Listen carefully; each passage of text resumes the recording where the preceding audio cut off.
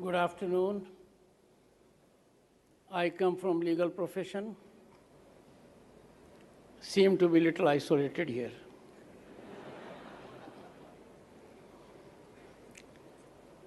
Except me and the Honorable Minister,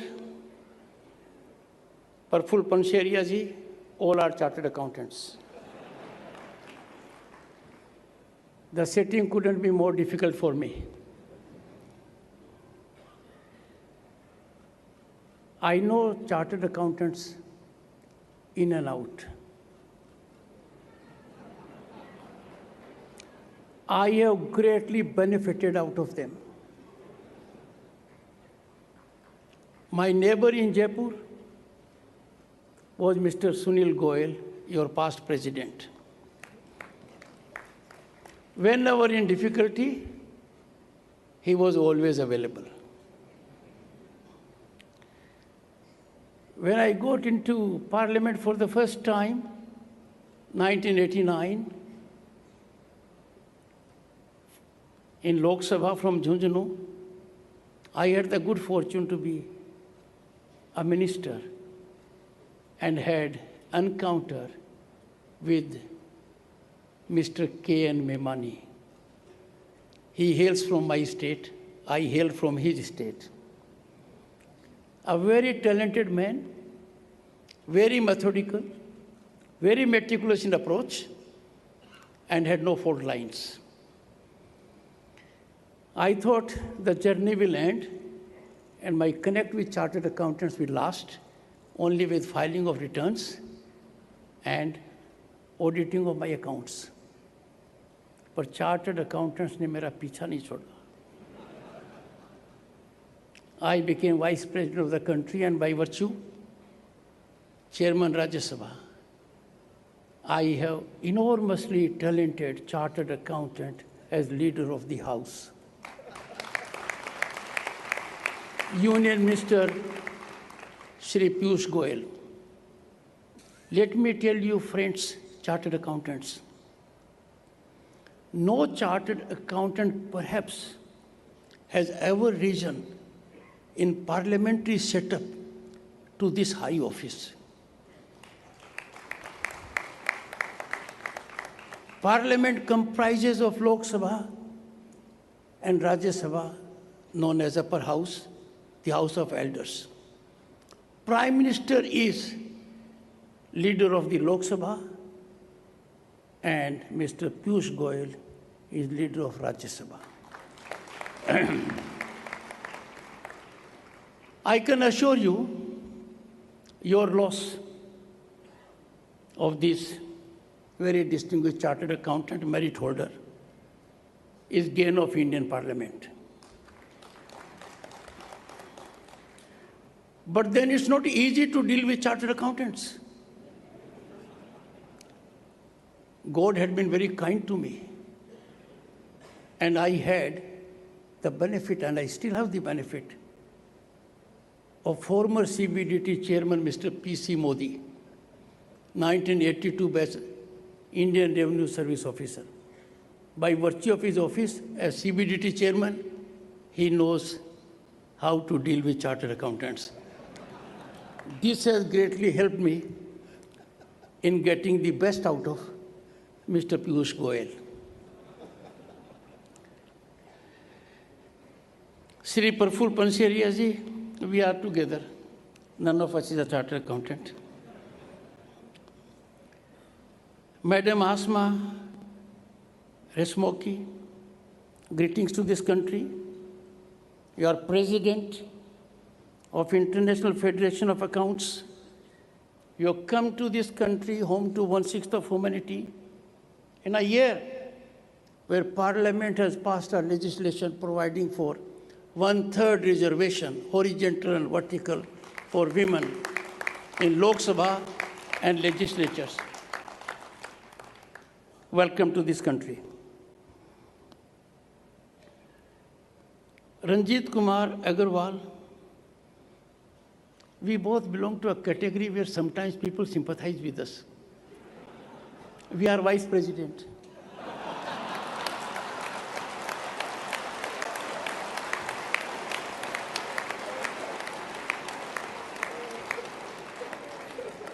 And friends, I have kept for record because chartered accountants need record. They don't act without record. One chief minister complimented me on becoming vice president, but addressed me as vice president, VICED. Another very dear friend of mine, I don't know by design or accident, put me in the category of vice president, WISE. And the third one congratulated me greatly but forgot to sign it. Why I say so? Signature events in the world are great. They indicate branding. But your signature, friends, is signature. This is unrivaled brand because this brand contains an element of impregnability. Your signature insulates the vulnerable, that kind of protection which normally is not available. Aniket Talati, President, I am beholden to him. He became president at the age of 36. I know the problems when you become president at a young age. I was president of the High Court Bar around the same age. So when he introduced his secretary to me, I said, "Are you on the same page?" He said, "Yes, but I know it is ritualistic. Normally they are not." We have in Rajya Sabha a very distinguished chartered accountant, your past president, Mr. N.D. Gupta.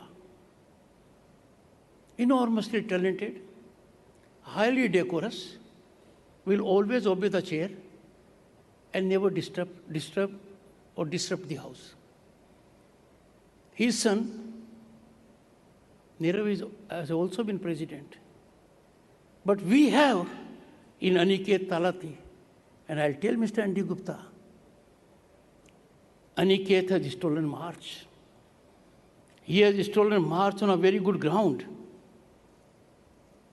He is a third generation chartered accountant. His distinguished father is present in the audience. My greetings to him.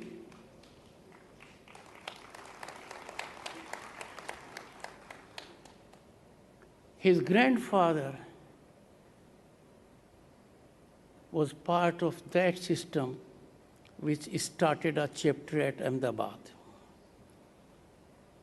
He brings on the table unique DNA that will help the organization for sure. Debashish ji, anything from West Bengal, namaskar.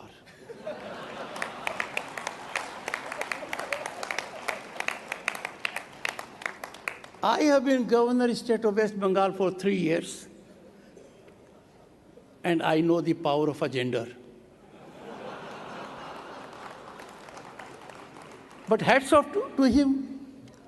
He could pick up the courage and organize my functions, which means he knows how to take risks very safely.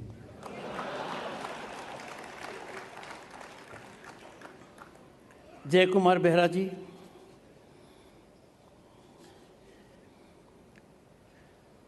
this place, friends, you have very wisely chosen this place. Mahatma Mandir, full of sublimity. Gandhi Nagar, and then state of Gujarat. I salute the land of Gujarat. I salute the land of Gujarat for giving us this day in Amrit Kal. father of the nation Mahatma Gandhi, through satyagraha and non-violence, got us freedom.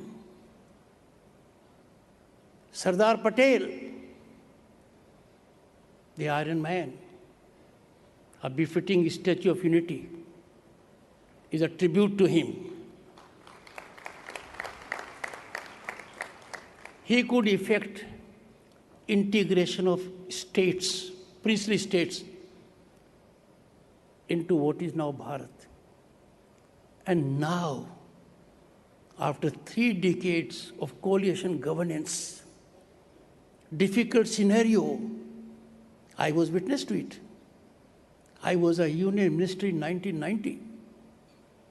Our gold in physical form had to be airlifted, to be placed to 2 banks in Switzerland to sustain our fiscal credibility. But this man of destiny has elevated India to that level that our foreign exchange today is over 600 billion.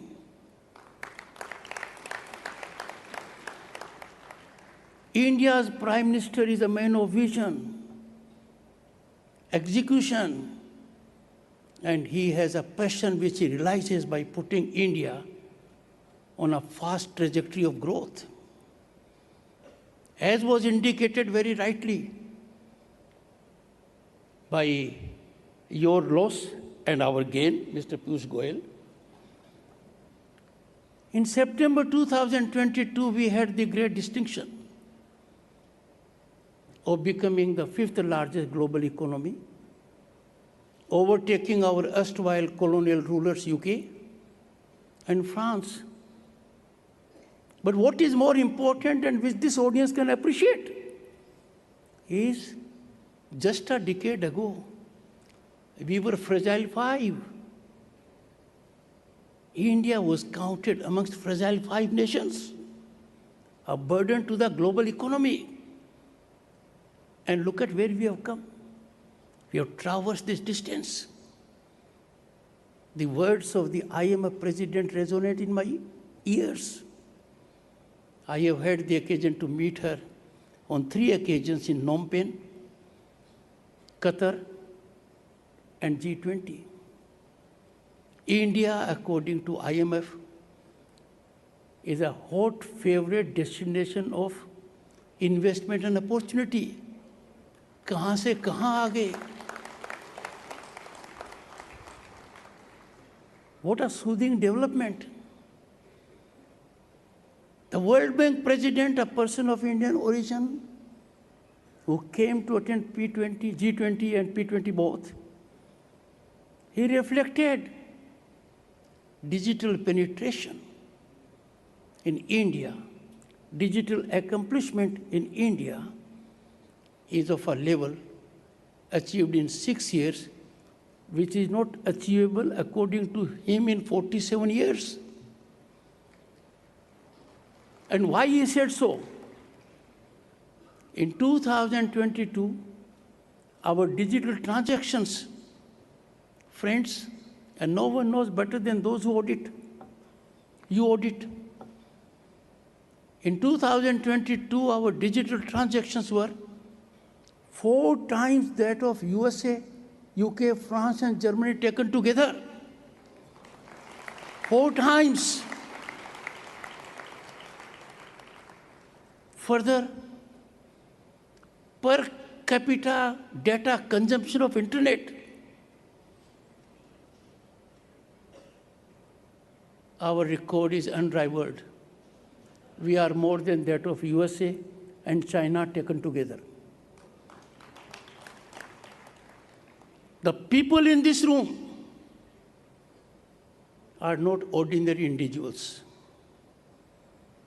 You are nerve center, epicenter of big change. You can catalyze big moment. You will shape what Bharat will be at 2047. It is your efforts, your far-sighted approach, your commitment that will take Bharat at 2047 when it celebrates centenary of its independence and be the most developed nation on the planet, and that is a reality I may not be able to see. Most of you will be able to see because you are foot soldiers in this great rise, incremental growth trajectory of this nation, to see Bharat blossoming and regaining what we had ages ago. Friends, it is an absolute privilege and honor to be amongst you all at the inauguration of the Global Professional Accountants Convention. The thoughtful theme of this convention, connecting the globe, creating value, very thoughtful, is contemporaneously relevant to the dynamics of our economy. Friends, your theme is in sync with the G20 motto, Vasudha Kutumbakam, one earth, one family, one future. We have not created this motto because we were hosting as president G20. It is a sense and reflection of thousands of years of our civilizational ethos. We have lived with it, we have worked for it. Let me remind you of a recent event. COVID pandemic bled us, bled the entire world in a non-discriminatory manner. High and mighty, rich and poor all suffered. Even during that time, living up to our motto, one earth, one family, one future, our Bharat extended assistance to about 100 countries by supplying Covaxin. What a great accomplishment.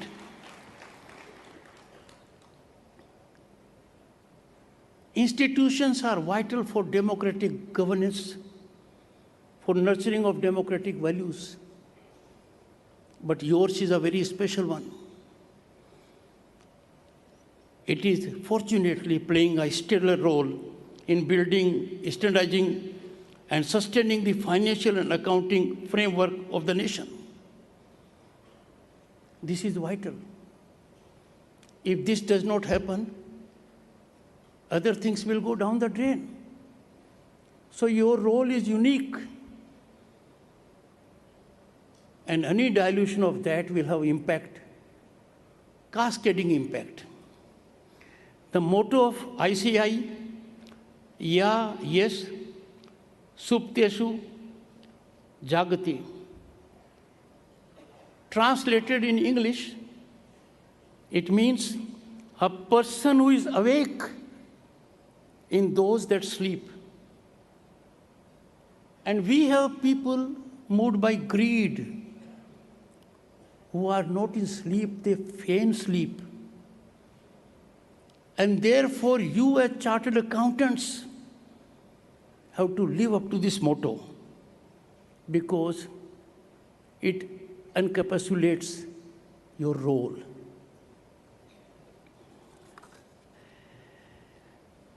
A chartered accountant, and mind you, a one-time lawyer is saying so.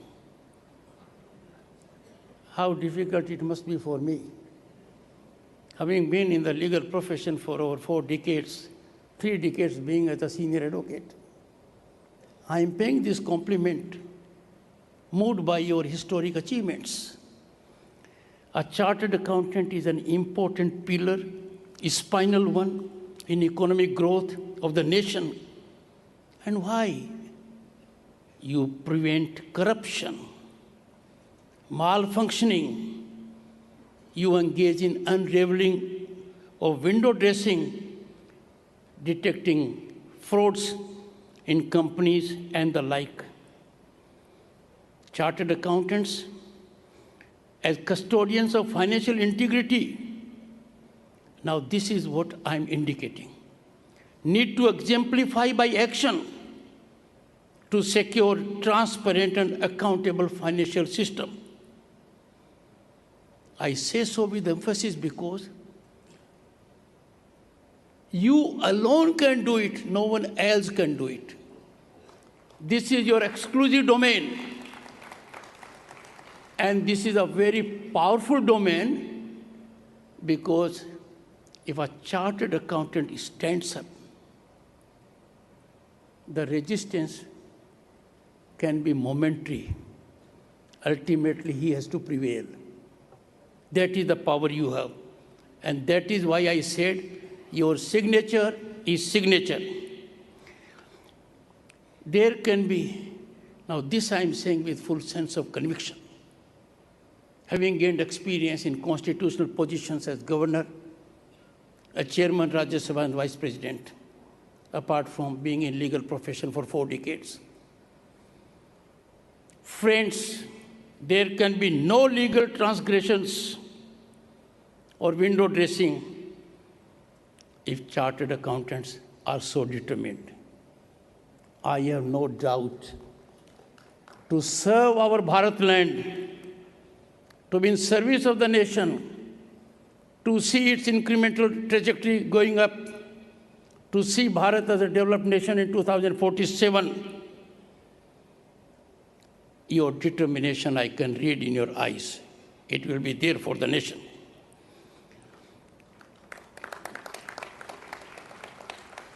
I need to invite your attention to the contemporaneous mechanism of governance that is singularly helpful to you for unleashing your energy, channelizing your wisdom to serve Bharat. You will secure public good. And what is that big change which has taken place in last 10 years? The man of destiny from Gujarat, tallest leader of the world, Prime Minister Narendra Modi, has created an ecosystem where transparency and accountability are new norm. They are not exception. They are general. No one knows better than the audience here. There was a time when power corridors were infested by corrupt elements, liaison elements that extra legally leveraged commercial decision making. They are now fully sanitized. You will not see in power corridors these menacing elements. They are gone for good. They are gone forever. They have been consigned to history. This is one change which will be helping the chartered accountants. Otherwise, corruption is the greatest handicap to a chartered accountant working. Because there will be someone taking your job that I will have it accomplished through corrupt means. But when there is zero accommodation for corruption, chartered accountant blossoms. He can play on front foot with a straight bat. The second big change, be you ever so high, the law is always above you, is often quoted globally to indicate supremacy of law. But this in our country now is a ground reality. And no one is beyond the reach of law. You know it much better than I do. A category of people who entertained a thought that they are above law. Law cannot reach them. They are a special category. They have learned their lessons and the hard way. This is a second big development. And the third, banking inclusion has resulted in game-changing explosion, resulting in unprecedented growth to the benefit of weaker and vulnerable sections of society. We had a Prime Minister, sincere Prime Minister, He spoke the truth. In 80s, that the amount sent from Delhi, only 10% reaches to the targeted person. The leakage was 90%. Now the mechanism is different. 100% direct transfer is taking place, and this is on account of banking inclusion. Imagine, in last 10 years, over 400 million bank accounts have been opened of those who never thought of being in that position. The accounts were opened at the initiative of the government, and that has paid heavy dividends to us. It has stood us in good stead, both in COVID and otherwise. As a son of farmer, I take pride that in the country, over 11 crore farmers are getting direct transfers 3 times a year. And the amount so far is over 2,60,000 crores. What is important is not that the amount is being sent to them, but what is of supreme importance is that my brothers and sisters in the farming community are enabled to receive that amount direct. That is the big achievement. It is on account of technological penetration. Friends, we had tryst with destiny when we got independence. Parliament met at midnight, August 14, 15, 1947. But the man from Gujarat, the man of the moment for 1/6 of humanity, a global leader, Prime Minister Narendra Modi, did something amazing on the night of 30th of June and 1st July. GST, the largest tax reform since independence, effecting complete transformation of indirect taxation landscape of the country, was unfolded. This was, friends, a qualitative shift. It was our tryst with modernity. I express a deep sense of gratitude to everyone before me for working hard, overcoming hiccups, changing mindset of business, trade, and industry, and giving GST its due. Your efforts fructified. Your efforts made it a game changer, and the goods and service tax was converted by you into good and simple tax. The nation is reaping bountiful gain out of it. I have indicated these factors only because there is now a congenial ecosystem for chartered accountants to play in the joints. They no longer have to battle against a system which could bring their substitutes. You now have no substitute. Your domain is exclusive. Your signature will carry impregnability, and therefore you have a larger role to play. Adherence to a fair taxation and financial reporting system is much more than merely providing revenue to the government. Ethics is important in every walk of life. But if there is dilution of ethics, it has impact for the violator.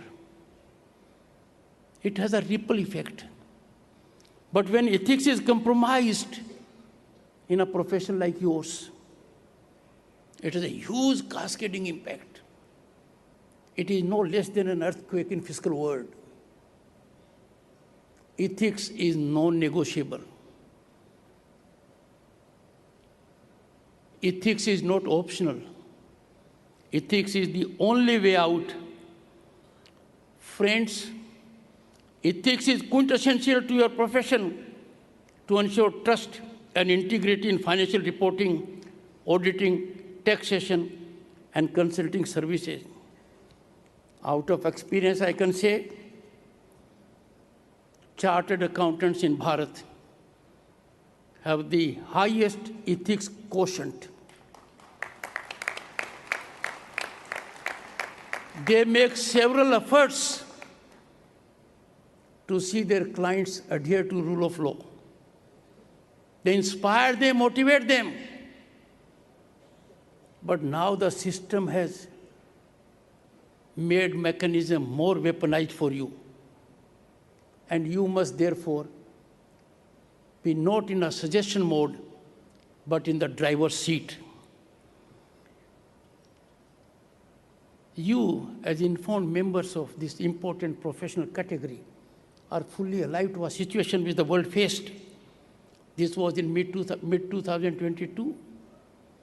A global auditing accounting firm of great repute, reckoned to be one of the big 5 or 6. I may be wrong by 1 or 2 slots. It collapsed. It disappeared. This was triggered on account of its questionable accounting practices for an energy and telecommunication company. And what was the underlying premise?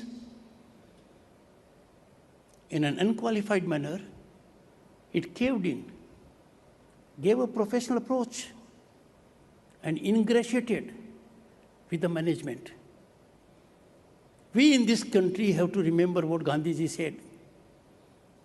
There is everything available for one's need, but not for one's greed. This happened. We have to be on the watch out to see that such like situations are contained.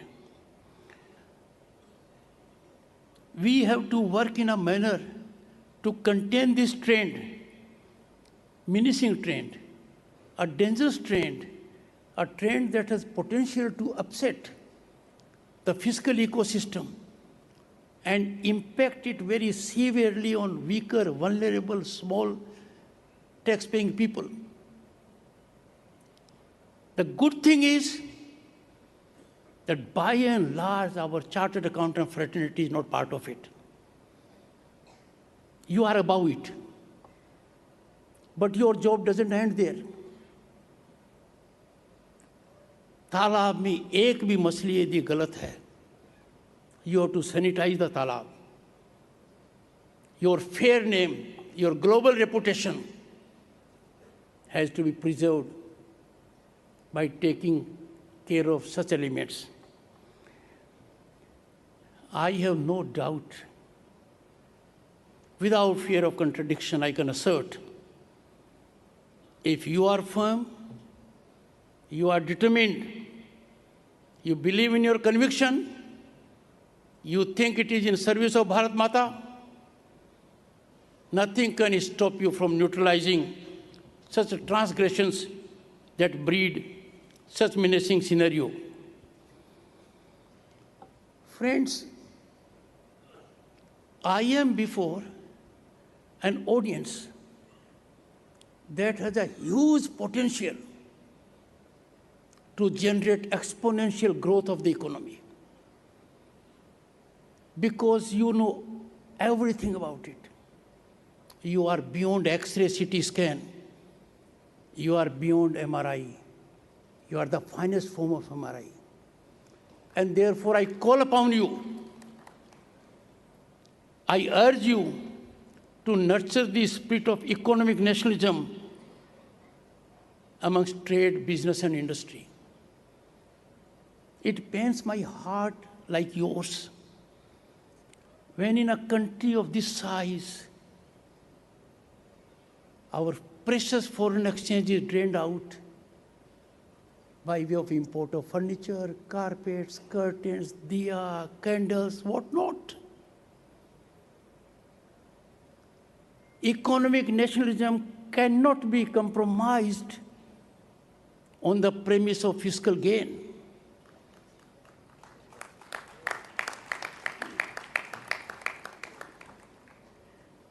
You alone, more than the government or anyone else, can do it by enlightening, sensitizing trade, business, and industry that we must not get into our country what we have here only because it is available slightly cheaper.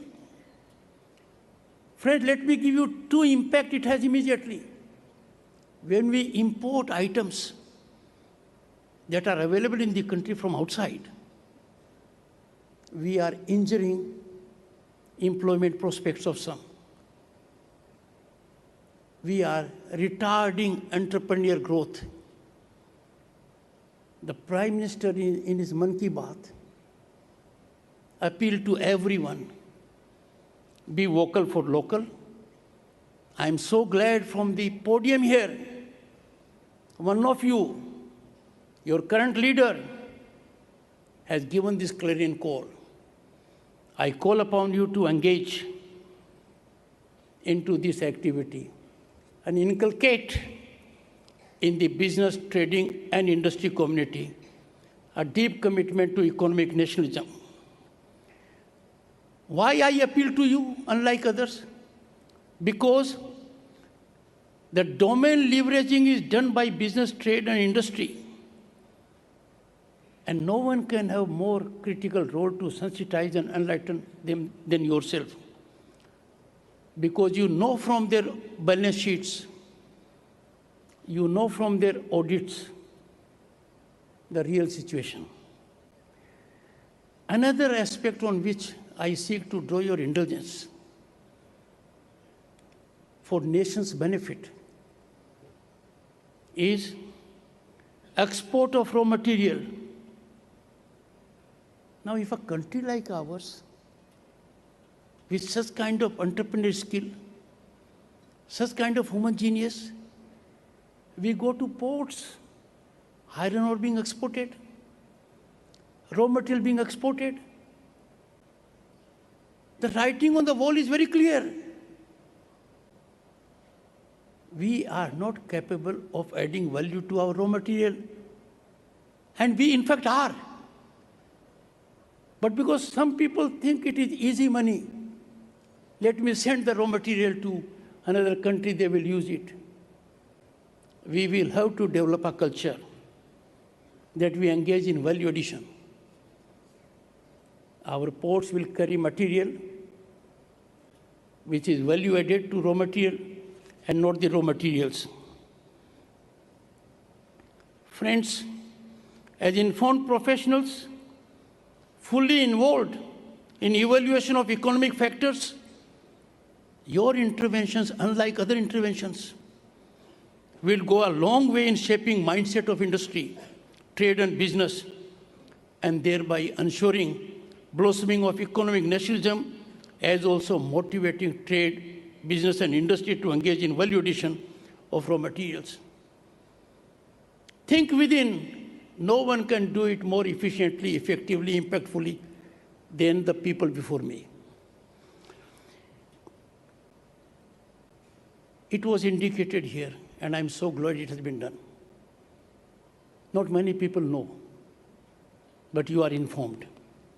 Time to work towards availing recent groundbreaking technologies and advancements like artificial intelligence, machine learning, Web 3.0, and the kind.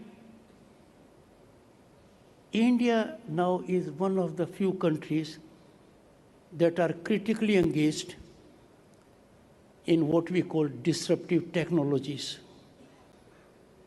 Quantum computing, could you imagine? The number of countries in the world are not in double digit that are engaged in quantum computing. We are. Our quantum mission, there is already an allocation of over 6,000 crores.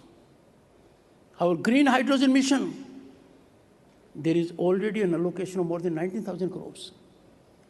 Now it is for you, chartered accountants, to tell your clients that by 2030, green hydrogen will invite investment of over 8 lakh crores and generate employment for 6 lakh crores. You can be an epicenter to inspire your clients, the corporates, to engage into this activity well in time. Like it or not, disruptive technologies are our bedfellows. We will have to live with them. And therefore, we have to ensure we unleash the positivity. In the digital era, all efforts need to be made by chartered accountants so as to be in the front line of aligning with digital ecosystems. I'm so happy to note that our chartered accountants are doing significantly well in this direction. The emergence of the fintech segment can be a case in point. Friends, I greatly appreciate your endeavors to promote and secure financial inclusion, financial and tax literacy, social security, and pension planning. These are resulting in empowering the common man. These efforts must gain momentum. The greatest challenge these days is that an informed mind, a knowledgeable person, will try to monetize ignorance of others to secure political equity. You can neutralize that. You are well equipped to do that, and I'm sure this is sure to happen. It was in late 80s when I had an encounter, not in that sense, a professional encounter as a young lawyer with a sitting Supreme Court judge who had indicated in one of the judgments that tax planning, tax evasion, and tax avoidance are nearly the same. Go to a chartered accountant well in time. I didn't say Valentine, I said well in time. And you will have good tax planning, sound sleep. If you happen to be a very powerful man, we have before us former CBDT chairman for long, very impactful tenure. It becomes avoidance when you are powerful. But if you are not that powerful, you are vulnerable, it is evasion. Now, things have changed. Tax evasion and financial frauds endanger the financial stability and economic growth of economy. As watchdogs, your capacity is potent enough to contain these. Mind you, a chartered accountant acting spinally with highest ethical standards, no challenge can undo his endeavors. Others will have to fall in line. A very small fraction, if gets out of the line, cannot pick up courage to challenge because you are on a firm ground. The Honorable Minister, we came together. He told me, you are a lawyer, don't be harsh with chartered accountants. Well, no one can be against chartered accountants. I have been a very disciplined taxpayer, did everything according to my chartered accountant, and if there has been a notice, there was one during his tenure. Chartered accountant say, please pay. So I'm in a compliant board. But I am making it very mild. because it is not good for me to ignore Leader of the House in Rajya Sabha. But at the same time, I wear the other hat of Vice President of India. So I cannot miss the great opportunity of interacting with such minds who alone can deliver to the exclusion of everyone else. And I therefore say, a tax system is only as good or as complicated as you make it. You are the ultimate architect of it. Take a pledge to be a global leader in benchmarking best practices that enhance ease and transparency. As Governor State of West Bengal, I was heading a group of 10 governors to give a report on ease of governance in business. So that was my first encounter about the difficulties which business people face. Because I was a professional, filing a return for me was not that difficult, no complicated. And we came out with a good report, getting able assistance from Niti Aayog. Advising on tax planning is your domain, as there is a domain for legal professional also to advise a client. But this domain has a line, a thin line.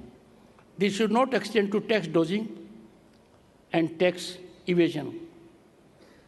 Now this thin line, you know it more than I do. You are the custodians of thin line between tax planning and evasion. Always tilt in favor of tax planning and condemn tax evasion. Friends, I am confident that ICAI and its members will keep up efforts to move ethically towards building a nation defined by ethical financial reporting and tax compliance. White-collar crimes don't leave behind a smoking gun. They leave behind broken families, hearts, and a shaken confidence. You are potent antidote, and not medically evolved by your profession. You are a potent antidote to this pernicious mechanism. We need to be alive more vigilantly to this particular area. As pillars of financial ecosystem, the chartered accountant should embark on a journey of further transformations in shaping the new and resilient profession, which is driven by ever-evolving technology. Some of the people may find adaptation of technology to be difficult. But you are the ones who converted GST into good and simple tax. The nation would ever be beholden to chartered accountant fraternity for doing this yeoman service to 1/6 of humanity. You are capable of doing it. Time for soul searching and reflections. Scratch beyond the surface by incisive probe those who are concerned with auditing balance sheets. By and large, a large number is doing it transparently, effectively. But if there is a small segment, I wouldn't say segment, the number is too small. It can't be a segment. You have to pinpoint it. Like legal profession, you have a strong professional mechanism to deal with such delinquencies. Then tilt towards national interest and not individual welfare. Your being harsh to the individual will reflect your kindness to the nation. In the global theater of outsourcing financial and accounting processes, India is emerging as global hub on the premise of its outstanding human resource. The contributions of ICAI in this endeavor, very, very commendable. Result-oriented. I was so happy to note the statistics in this behalf. All your efforts, silent efforts, they are making big noise in a positive sense. We can continue being proactive in that area. this congregation of more than 4,000 professionals. And you are unlike any other profession. You are unique. You are distinct. You are never in search of work. The work is searching you. So you have that kind of stability. So this congregation, in such large number, more than 4,000, from across the globe, in this convention is a valuable opportunity for all stakeholders to discuss, deliberate, interact, know each other's point of view, and in the process evolve best practices that can make a difference to the economy in a positive sense.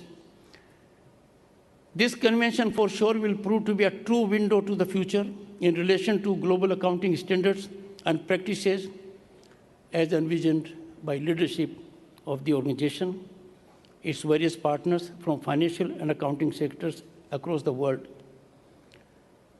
To conclude, I think I said the right time to conclude. Sometimes this expression to the conclude is very wholesome, soothing. But problem arises, and which I face in Rajya Sabha. It is meant only to get leaves of another 30 minutes. This will not happen here.